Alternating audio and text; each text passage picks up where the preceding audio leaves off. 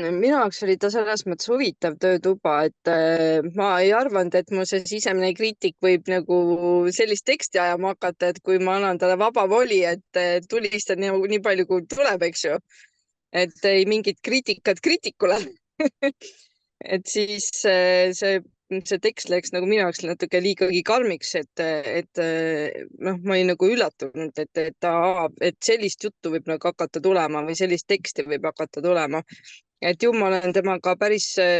noh, palju ka tööd teinud ja teda vahepeal kenasti ära taltsutanud, aga,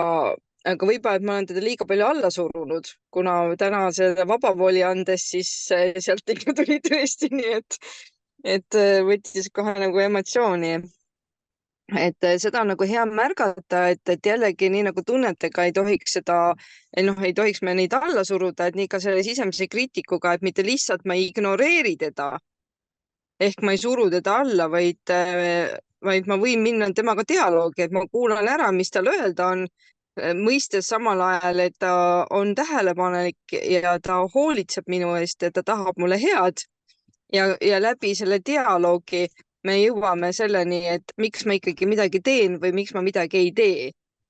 Ja et ta ei oleks mulle takistuseks, et vastupidi, et ta oleks mulle toeks, et kui ta saab aru, et tegelikult asjal on ju jumet ja tasub proovida või mõnda asja mitte teha, siis ka see kriitika tegelikult vajub ära, see ongi just selle ümberkirjutamisega,